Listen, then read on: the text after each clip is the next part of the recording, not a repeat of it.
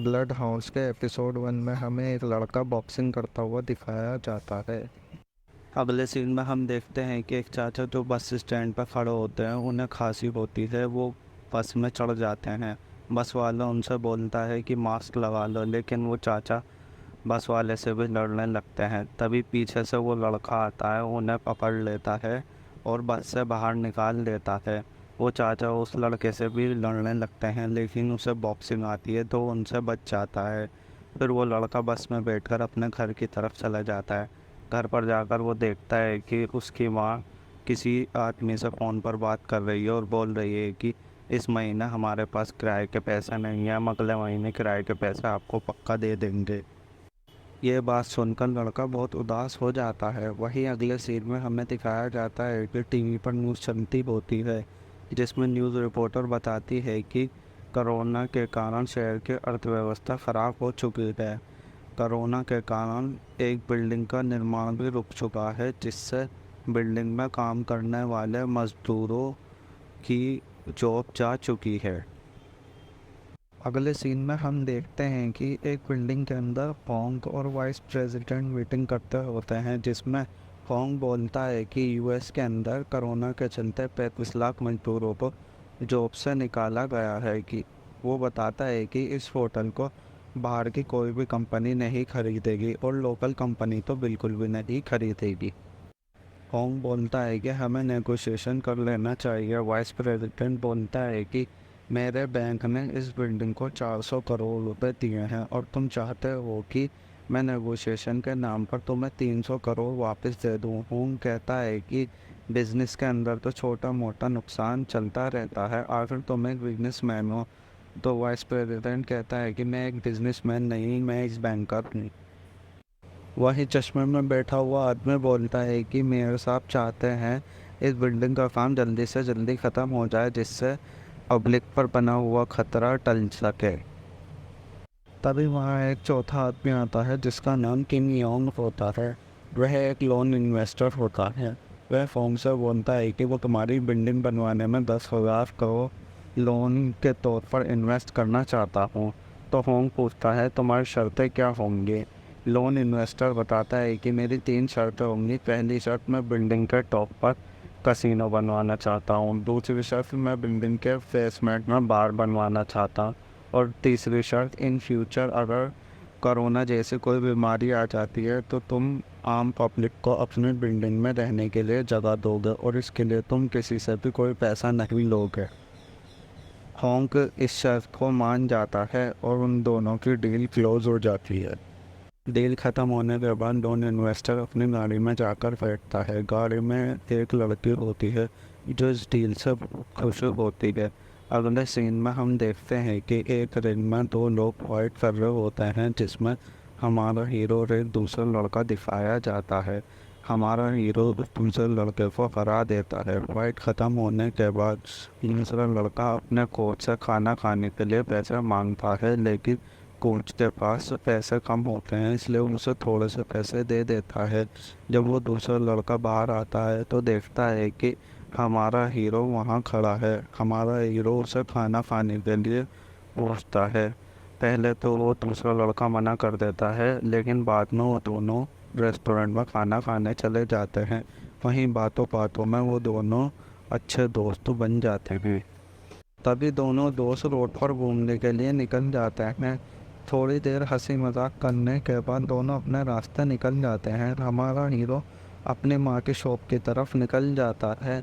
वहीं हम शॉप में देखते हैं कि उसकी माँ किसी से फ़ोन पर बात कर रही है और कह रही है कि मेरे पास इस महीने के रेंट के पैसे नहीं है, मैं अगले महीने तुम्हें दे दूँगी। तभी वहाँ हमारा हीरो आता है और फाइट में जीते हुए पैसा अपनी माँ को दे देता है और कहता है कि आप इन पैसों से शॉप का रेंट चुका दो।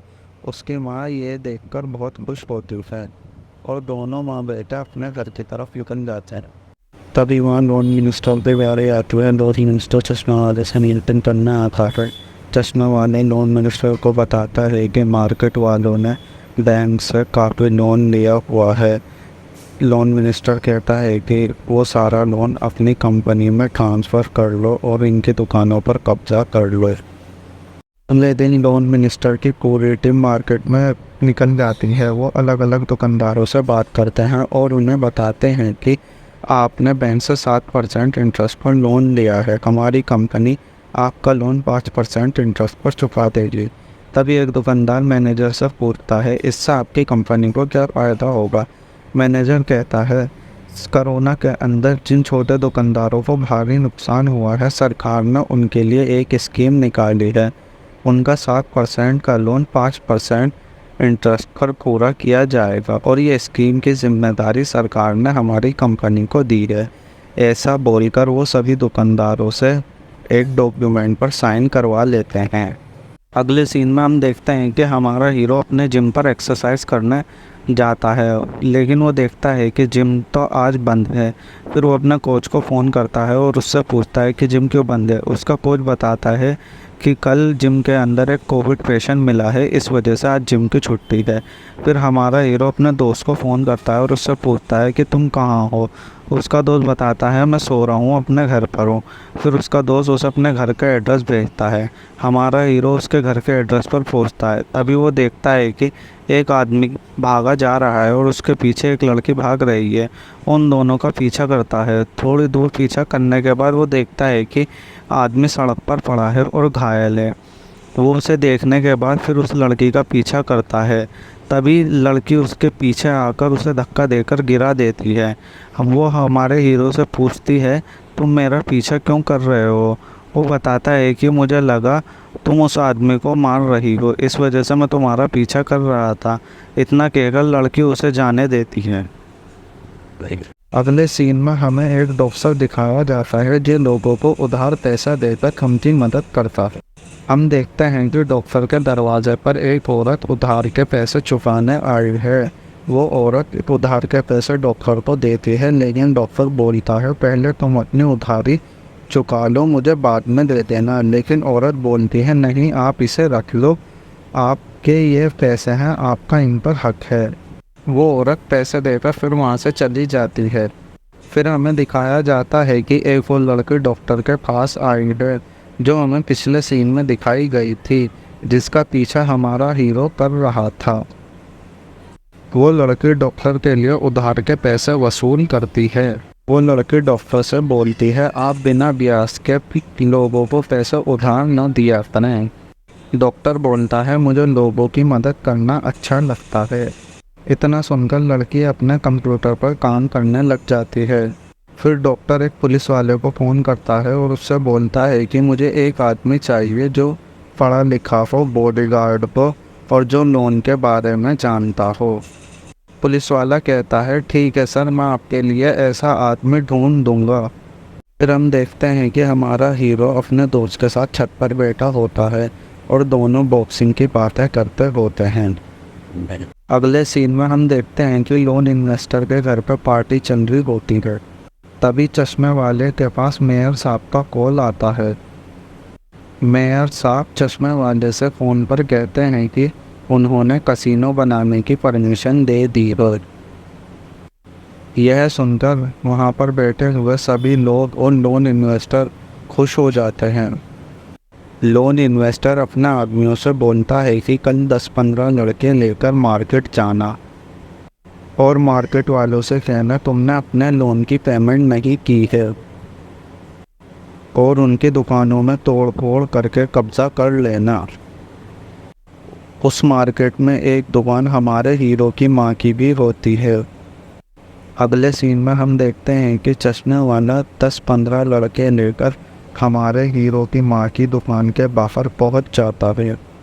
चश्मे वाला दुकान के अंदर जाकर बोलता है कि तुमने हमारे लोन की पेमेंट नहीं दी है, जिस वजह से तुम्हें यह दुकान खाली करनी होगी। हीरो की माँ बोलती है, हमने तो तुमसे कोई लोन नहीं लिया।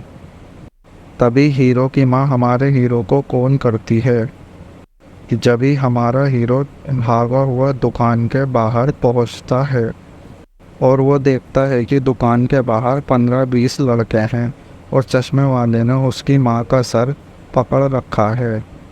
फिर हमारा हीरो अकेला ही उन 10-15 लड़कों से फाइट करता है और वो उन 10-15 लड़कों को अकेले ही हरा देता है।